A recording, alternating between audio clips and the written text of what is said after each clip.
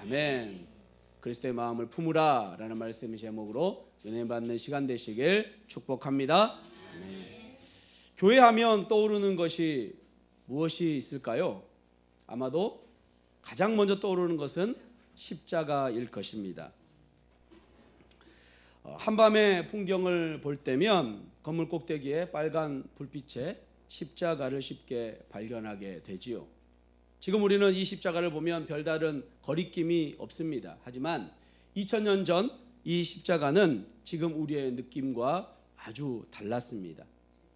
당시에는 십자가는 사형의 도구였지요. 예를 들면 중세시대에 사람을 죽이는 데 사용했던 단두대나 조선시대 망나니들이 사용했던 칼, 또 요즘 오늘날의 전기 의자 같은 것이지요. 당시 십자가는 가장 무서운 형벌이었습니다. 그래서 로마 시민은 극단적인 국가 반역죄가 아니면 절대 이 십자가형을 받지 않았다고 합니다. 인간을 가장 고통스럽게 수치스럽게 죽이기 위해 고안된 방식이 이 십자가형이기 때문이지요.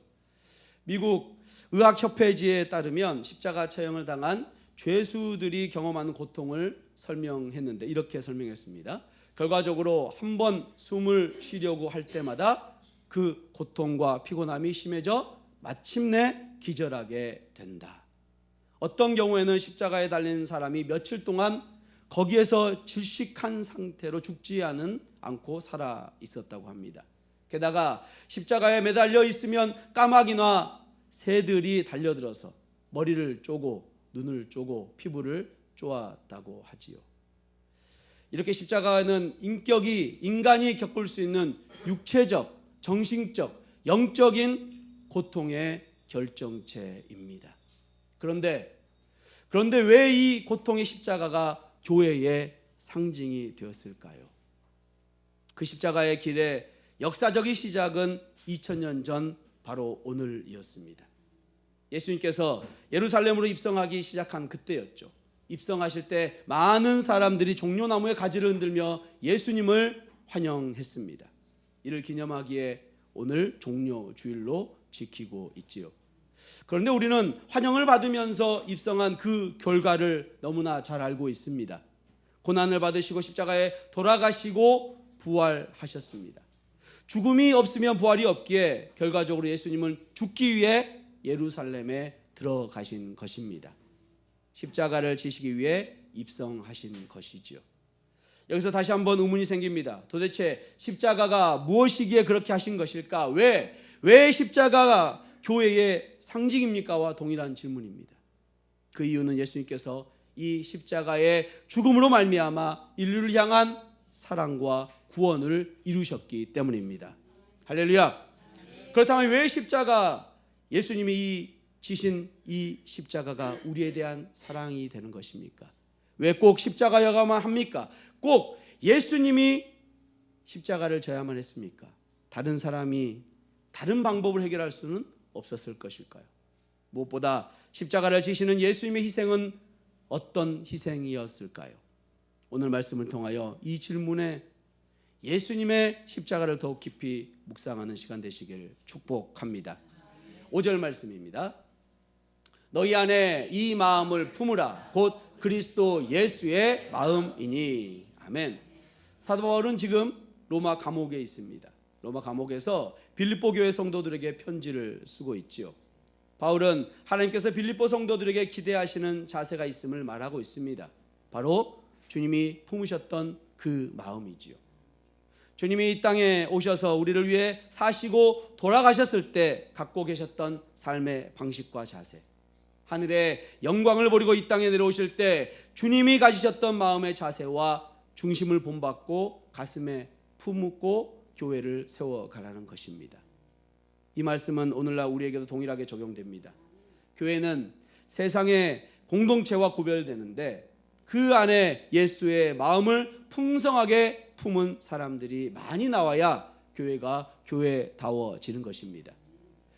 교회는 친한 사람들끼리 몰려다니는 공동체가 아닙니다. 교회는 말이 통하는 사람들끼리 모이는 공동체가 절대 아닙니다. 교회는 예수의 마음을 품고 예수 때문에 연합하고 하나 되는 공동체입니다.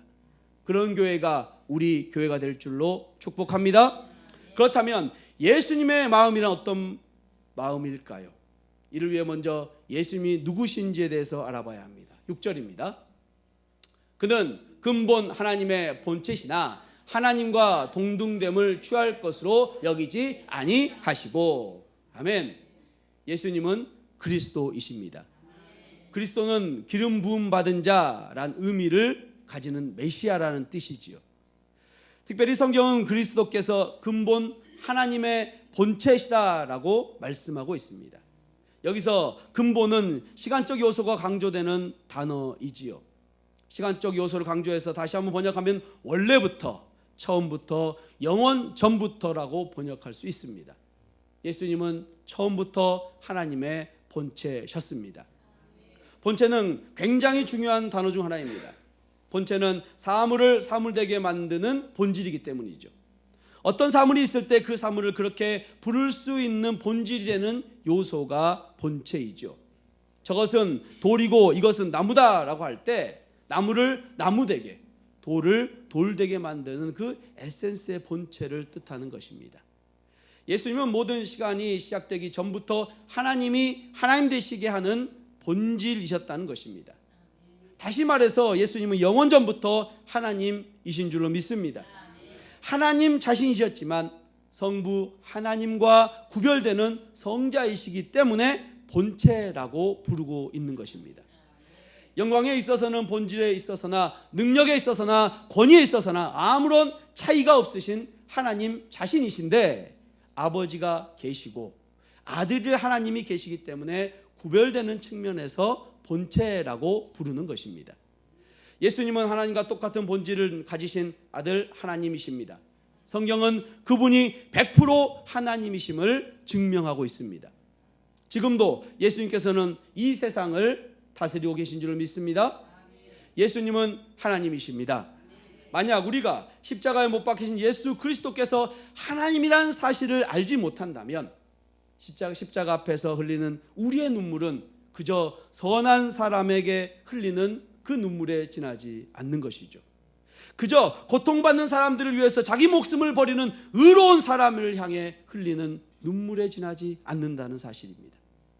우리가 십자가를 보면서 그렇게 마음 아파하고 한없이 감동받는 것은 인간으로 오신 분이 실제로 하나님이셨기 때문입니다. 그럼에도 불구하고 인간은 하나님을 반역했습니다. 하나님이신 그리스도의 얼굴에 침을 뱉고 그분을 미워했지요. 그분을 통해 이루어질 하나님의 통치에 지독히도 반항했습니다. 그러나 하나님께서는 우리를 사랑하셨습니다. 그래서 독생자 예수 그리스도를 이 세상에 보내주셨습니다. 할렐루야. 하나님이신 예수 그리스도께서 당신에게 반역한 인간을 구원하러 이 세상에 오신 것입니다. 우리가 십자가를 바라볼 때마다 한없는 감동을 받는 이유가 여기에 있는 것이죠. 또한 그리스도께서는 사람으로 오셨을 뿐만 아니라 끊임없는 포기의 삶을 사셨습니다. 죄인을 구원하기 위해 이 세상에 오신 그분이 얼마나 많은 것을 포기하셨는지 다 아시지 않습니까? 예수 그리스도께서는 하나님이심에도 불구하고 가난한 집에 아이로 태어나 말구유에 누우셨습니다. 죄인들과 동일하게 취급되어 온갖 멸시와 천대를 받으셨죠. 자신이 사랑한 백성들에게 버림받기까지 하셨습니다. 사랑하는 성도 여러분, 여러분은 그리스도를 위해 무엇을 포기한 적이 있으십니까? 예수님을 믿었기 때문에 사랑받는 것들을 버린 경험이 있으십니까? 창조주의 영광을 버리신 그리스도 때문에 세상 사랑을 버린 적이 있느냐 하는 것이죠. 그리스도인들의 삶은 끊임없는 포기의 연속입니다. 세상을 위해 너무 많은 것을 짊어지고 자기 십자가를 질 수 없습니다. 그리스도의 복음에 합당한 삶을 하기 위해서는 끊임없이 포기하는 법을 배워야 합니다. 이 일은 매우 어렵습니다. 세상이나 자기 자신을 바라볼 때 할 수 없습니다. 오직 우리를 사랑하여 하늘 영광을 버리신 그리스도를 바라볼 때 이러한 삶이 가능한 줄로 믿습니다. 7절에서 8절입니다. 오히려 자기를 비워 종의 형체를 가지사 사람들과 같이 되셨고 사람의 모양으로 나타나사 자기를 낮추시고 죽기까지 복종하셨으니 곧 십자가에 죽으심이라. 아멘. 예수 그리스도께서는 하나님이십니다. 그럼에도 불구하고 사람의 몸을 입고 세상에 오셨습니다. 하나님과 동일할 것을 거절하시고 낮고 천한 몸으로 이 땅에 오신 것이죠. 특별히 이 시간 이 구절에서 그리스도의 낮아지심에 대해서 네 가지를 살펴보려고 합니다. 그것은 자기를 비우시고 종으로 오시고 복종하시고 죽으신 그분의 생애로 입증되었습니다. 그리스도의 낮아지심 첫 번째, 예수 그리스도께서는 자기를 비우셨습니다. 많은 사람들이 자기를 비우셨다라는 그 구절이 무엇을 의미하는지에 치열한 논쟁이 있었습니다. 어떤 사람들은 그리스도께서 이 땅에 계실 때는 하나님이시기를 포기하셨다라고 말합니다. 이 땅에서 그리스도께서 순수한 인간일 뿐 하나님은 아니었다는 것이죠. 그렇지만 이 해석은 잘못된 해석입니다. 그리스도께서는 사람으로 세상에 계실 때도 하나님이셨습니다. 그분은 하나님이신 동시에 온전한 사람으로 십자가에 못 박히셨지요. 만약 그렇지 않았다면 흠없는 제물이 될 수 없었을 것입니다. 그렇다면 비웠다라는 의미는 무엇일까요? 이는 예수 그리스도께서 하나님으로서 나타내실 그 영광을 스스로 감추셨다는 뜻입니다.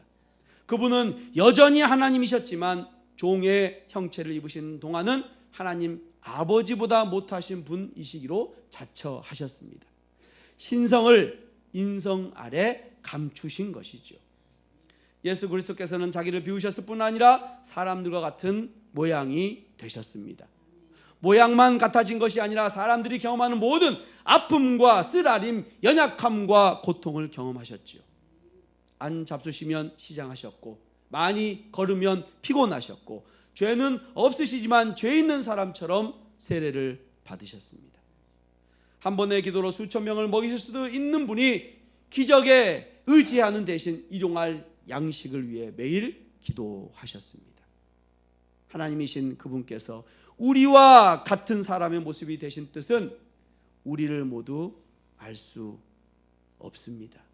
그렇지만 한 가지 깨닫는 것은, 그것은 그리스도께서 인간의 처지에 순종을 이해하기에 이르셨다는 것입니다. 하나님께서는 고난받으심으로써 인간을 이해하셨습니다. 히브리서 4장 15절에서 16절입니다. 그러므로 우리는 긍휼하심을 받고 때를 따라 돕는 은혜를 얻기 위해 은혜를 보좌 앞에 담대히 나아갈 것이니라. 아멘. 예수님은 우리의 연약함을 아는 우리의 대제사장이 되셨습니다. 그런 예수님이 계시기에 우리는 하나님의 보좌 앞으로 담대히 나아갈 수 있는 줄로 믿습니다. 그리스도의 낮아지심 두 번째는 예수 그리스도께서는 종의 형체로 오셨습니다. 그분은 두 가지 의미의 종이셨습니다. 첫째는 그리스도께서는 하나님을 섬기는 종이셨죠. 그분은 성자 하나님이셨음에도 불구하고 성부 하나님을 섬기셨습니다. 마치 인간이 어떻게 하나님을 섬겨야 하는지를 보여주듯이 말이죠. 요한복음 4장 34절입니다. 예수께서 이르시되 나의 양식은 나를 보내신 이의 뜻을 행하며 그의 일을 온전히 이루는 이것이니라. 아멘. 하나님을 섬긴다는 것은 하나님의 뜻을 행한다는 것을 말합니다. 하나님의 뜻을 온전히 이루는 것, 그것이 예수 그리스도께는 양식이 된 것이죠. 그래서 사도 바울은 7절에서 인간을 종의 형체라고 말하고 있습니다. 우리는 여기에서 인간이 누구인지를 배우게 됩니다. 인간은 하나님의 종입니다. 자신이 한낱 피조물인 줄 알고 하나님을 섬겨야 하는 그런 존재인 것이죠. 하나님의 뜻을 이루며 사는 것이 인간의 본분임을 믿으시길 바랍니다. 그래서 진정으로 의미 있는 삶을 살기 위해서는 하나님을 사랑하며 섬겨야 합니다. 그렇지 않으면 세상에서 무엇을 누리고 무엇을 갖든지 그것이 그들의 복이 될 수가 없는 것이죠. 왜냐하면 우리를 종되게 하신 하나님의 뜻에서 벗어나 있기 때문입니다. 인간의 모든 불행이 어디에서 시작되는지 아십니까? 자신의 인생을 자신의 것으로 알아 스스로 원하는 것을 하고자 하는 데서 불행이 시작합니다. 자기보다 좋은 것들을 추구할 때 인간은 죄악으로 다름질치지요. 왜냐하면 자기를 하나님보다 더 사랑하는 사람은 참으로 올바른 것을 선택할 수 없기 때문입니다.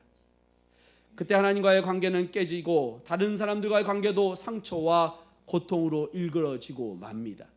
이 모든 불행 뒤에는 자기가 온 우주의 중심이기에 최고의 가치는 자신의 만족하게 있다는 것으로 여기는 것입니다. 역사의 주관자는 하나님이십니다. 인간은 그분의 손에 붙들린 도구에 지나지 않습니다. 인간의 행복은 하나님께서 지정하신 본래의 자리로 돌아올 때에 시작되는 것입니다. 예수 그리스도께서는 인간을 본래의 종된 자리로 돌아놓으시려고 이 세상에 오셨습니다. 그분은 하나님을 섬기고 사람들을 사랑하는 자리로 우리를 이끄셨지요. 자연 만물을 다스리라는 아담의 사명의 자리로 다시 회복시킨 것입니다. 이 일을 위해 예수 그리스도께서 종의 형체를 입고 세상에 오신 줄을 믿습니다.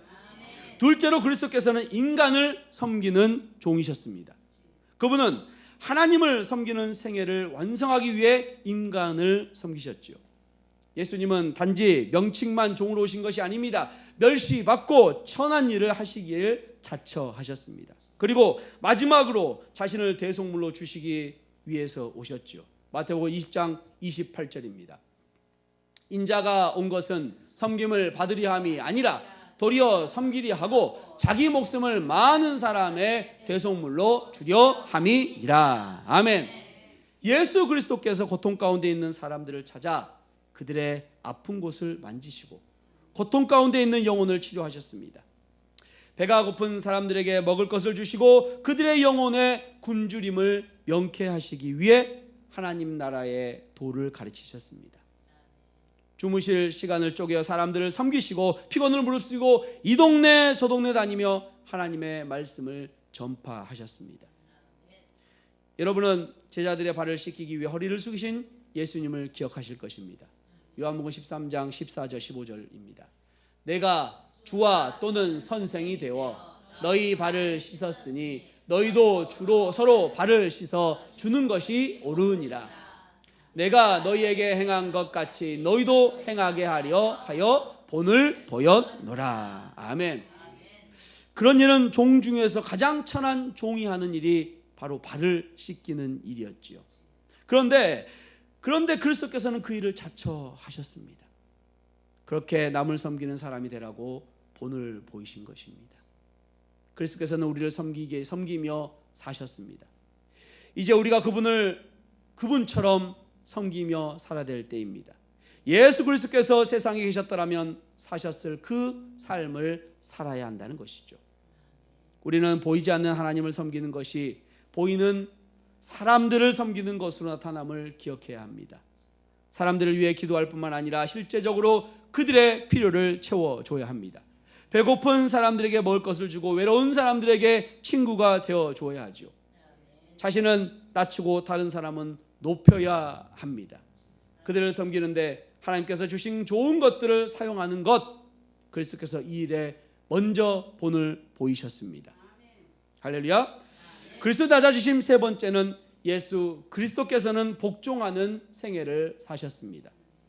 복종이란 말 속에는 다분히 노예적인 의미를 가지고 있지요. 말을 듣지 않는 노예를 때려서라도 그 일에 종사하도록 만드는 것이 복종입니다. 그러니 이 말을 통해서 우리는 그리스도께서 얼마나 치열하게 하나님을 위해 사셨는지를 알 수가 있습니다. 탁월한 순종의 삶은 예수 그리스도께도 저절로 되는 것이 아니었다는 것이죠. 지상 생애에서 그리스도께서는 순종하기 위해 노력하셨고 간절히 기도하셨습니다. 이는 그분이 하나님을 향해 불순종하실 수 있는 죄성이 있어서 무능력하기 때문이 아닙니다. 신성을 인성 아래 감추셨기 때문에 감추시려고 애썼기 때문이죠.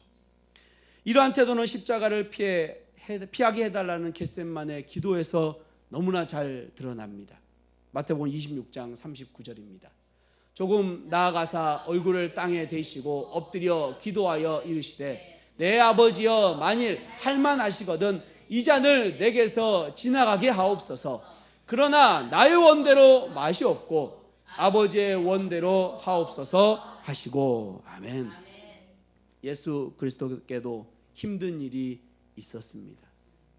그러나 그분은 자신을 쳐서 하나님의 뜻에 순종, 복종하셨습니다. 우리를 향한 하나님의 구원 계획, 하나님께서 그리스도를 보내신 그 하나의 목적에 자신을 철저히 복종시키셨습니다.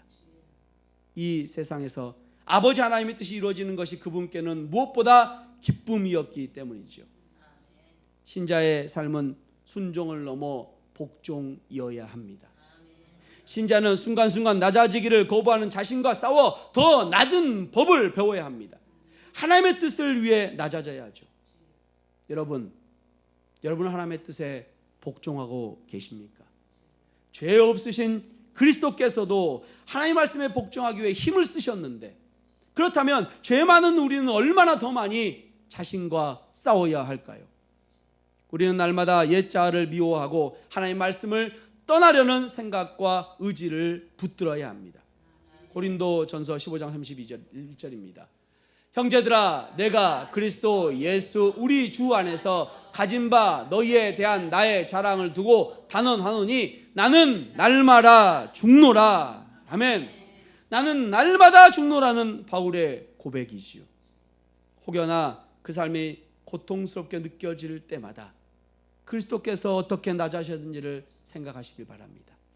그분의 생애 마지막 십자가의 죽음이 어땠는지 우리는 그 사실을 바라보며 낮아짐을 배우게 될 것입니다.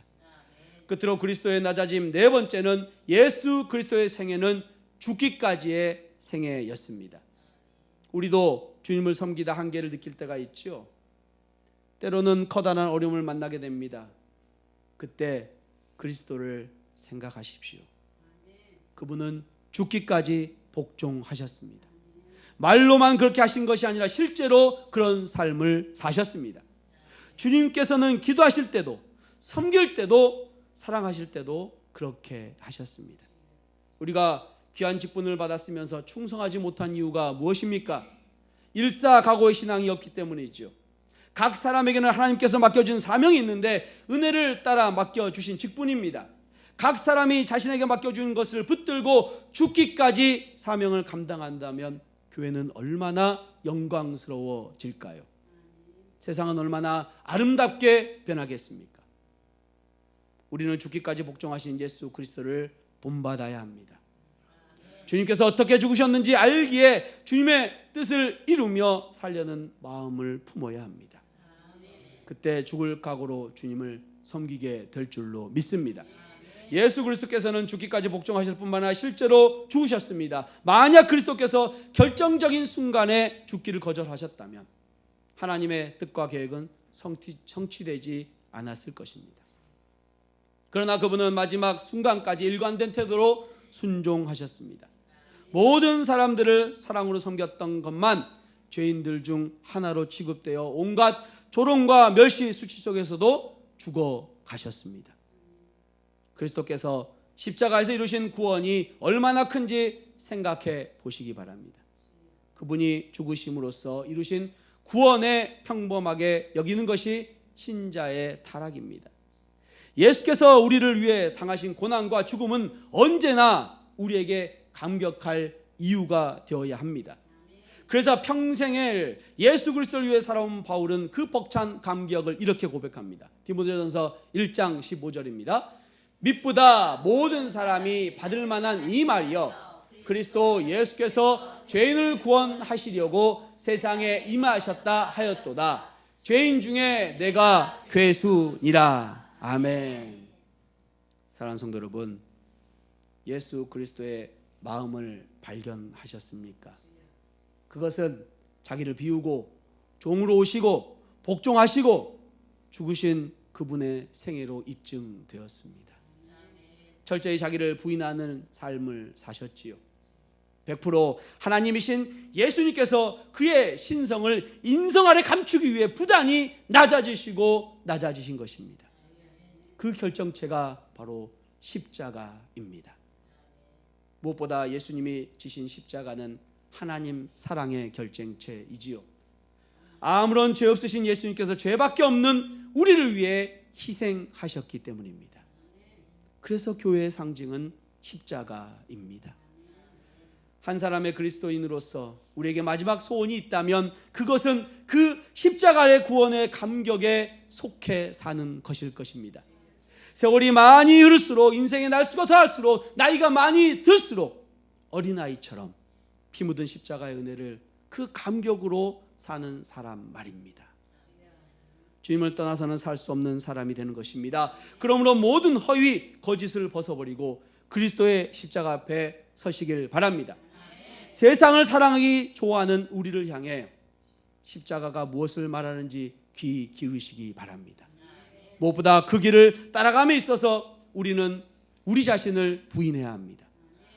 자기 부인은 나의 것을 포기하는 것이죠.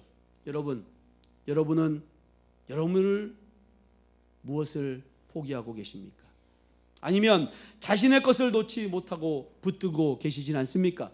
무엇보다 자기 부인은 철저한 자기 사랑을 거부하는 것입니다. 여러분, 자신을 위해 어떤 것을 사랑하고 계십니까? 잠입니까? 잠을 줄여 말씀 보고 기도하고 싶은데 그렇지 못하고 있지 않으십니까? 아니면 술, 담배, 음란입니까? 하나님이 주신 성전을 깨끗하게 주 앞에 드려야 하는데 술과 담배, 음란이 그렇지 못하게 방해하고 있지 않습니까? 아니면 미디어인 TV, 인터넷, 웹툰은 아닙니까? 더욱 경건한 삶을 살려고 하는데 여러분의 생각을 유튜브와 인터넷, TV, 웹툰에 빼앗기고 있지는 않습니까? 이 시간 특별히 고난 주간인 한 주간 주님의 고난에 동참하시길 원합니다. 여러분, 주보를 펴보시면 노란색 포스트잇이 보일 것입니다. 그 위에 나의 십자가를 지고라고 쓰십시오. 그리고 그 밑에 이 한 주간 지금까지 정말 죄인 걸 알았음에도 불구하고 내가 정말 벗어나고 싶은 것이 있음에도 불구하고 하지 못했던 것 단 한 가지만 쓰십시오. 술, 담배, 미디어, 새벽기도, 원수사랑, 1시간 기도하기 등 여러분만이 알고 있는 그 한 가지를 적으십시오.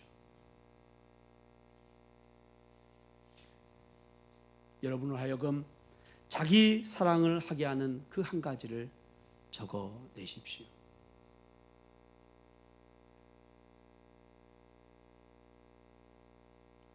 이 시간 하나님과 약속을 하는 시간입니다. 주님이 지으신 주님 지신 그 십자가와는 너무나 다르지만, 너무나 작지만, 그러나 우리 안에 있는 그 하나의 십자가를 이 한 주 지으며 주님의 고난에 동참하기를 원합니다. 자기 부인의 한 가지를 적으시고 주님과 약속하시며 결단하시기 바랍니다. 그리고 다음 주 이 시간 부활의 주님과 만나며 확인해 보도록 하겠습니다. 성도 여러분, 우리는 이 한 주간 이것과 싸우며 살아갈 것입니다. 그렇게 많이 힘들 것입니다. 그러나 기억하시기 바랍니다. 하나님께서 우리를 혼자 두지 않으실 것입니다.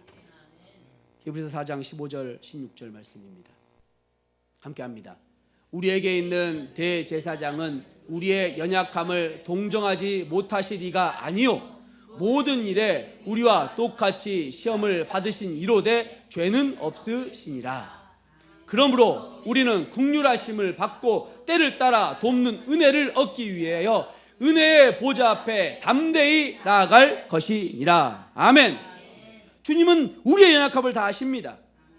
예수님은 이미 십자가를 지시면서 우리와 똑같이, 아니요, 더 큰 고통을 다 당하셨지요. 우리의 연약함을 모두 직접 경험하셨기에 동정하지 못하실 것이 없으십니다. 은혜의 주님을 바라보시기 바랍니다. 더 주님을 붙드시기 바랍니다. 은혜의 보좌 앞에 무릎을 꿇으십시오. 주님이 함께 하십니다. 담대하게 주님께서 승리하게 하실 줄로 믿습니다. 예수 그리스도의 마음을 품어 자기를 부인하고 자신의 십자가를 지고 예수님을 따르는 주님의 은혜의 성도님들 되시길 주님의 이름으로 축원합니다. 아멘.